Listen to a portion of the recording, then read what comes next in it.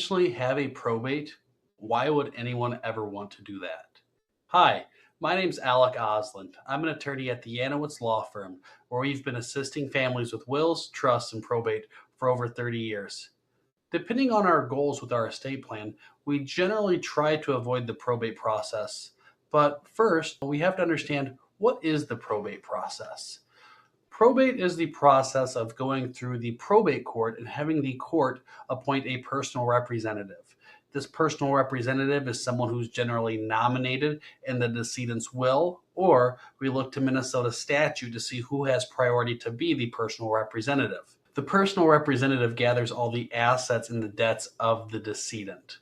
We have to publish notice in the paper. We have to wait for the creditors to make a claim in the estate. We have to file an inventory with the court, which outlines all of the assets and debts of the decedent. And there's a lot of other things that the personal representative has to do with the probate process.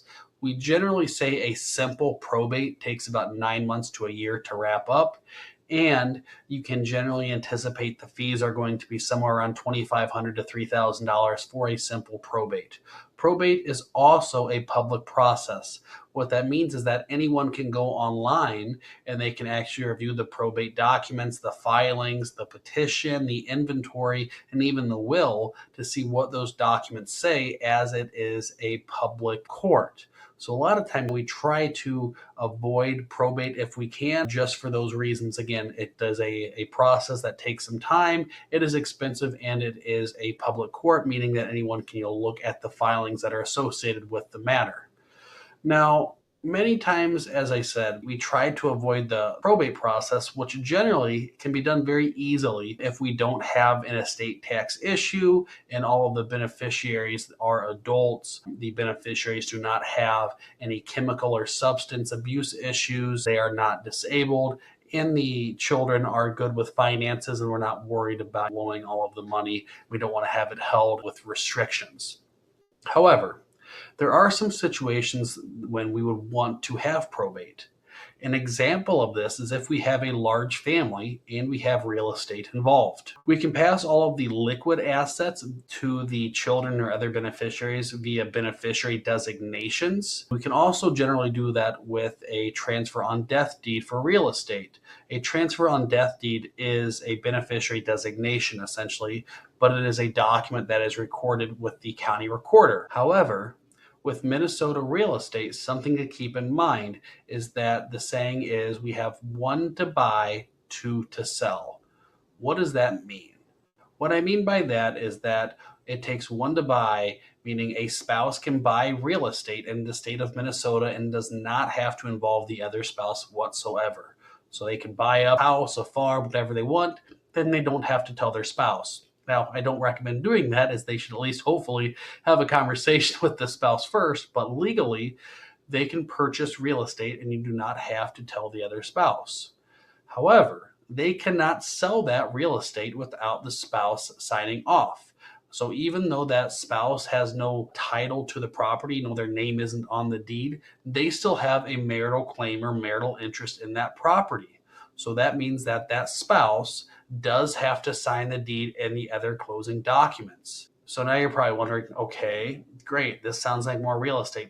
What does this impact probate at all? Why does this matter? Well, let's pretend you have a large family. Let's say you have 6 kids, all of which you love dearly. If you wanted to leave each of them 1/6 of your house, you can do that. You can leave the house 1/6 to each, and you can utilize that transfer on death deed and record it in your recorder, and we're going to avoid probate. But keep in mind, if you do that and all of your children are married, we now have to deal with potentially 12 people agreeing to a listing agent, a purchase price, agreeing on the terms of a purchase agreement, and attending closing if they ever try to sell that property, because not just the children, but the children's spouses also have to be involved in the process of selling that property. Because again, it takes one to buy, two to sell. So it might be all of those in-laws trying to dictate what the terms of the sale are, and that could be an absolute nightmare of getting 12 people to agree on everything in a real estate transaction, not to mention just getting the closing documents coordinated. So in that situation, we may pass all of the other assets via beneficiary designation outside of probate, but we would then let the house fall into the estate, and we would go through probate to distribute the house. We wouldn't actually distribute the house. What we would do is we'd have that personal representative appointed, and they could then list the house and sell the house, and then they would distribute the proceeds once the house is sold to the rest of the family. That way, you can pick and choose who that one person who's going to be your personal representative is. They're going to then, again, work with the agent. They're going to be responsible for selling the property, attending closing, and signing everything. And it'll be much simpler because they have the fiduciary duty to the rest of the beneficiaries, but it's just one person in charge of selling the real estate. Depending on what the best course of action is with your estate plan, that's why it's very important that you work with a team who's able to listen to your goals and walk through situations like this, because it's not straightforward. Again, with estate planning, there's no trial run. We don't know there's a mess until you're dead, and all of a sudden, we wish we would have done things a little bit differently.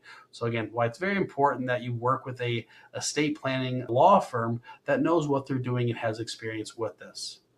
So I'd like to thank you for joining me on today's video. Hope you learned something. Have a great day. Bye.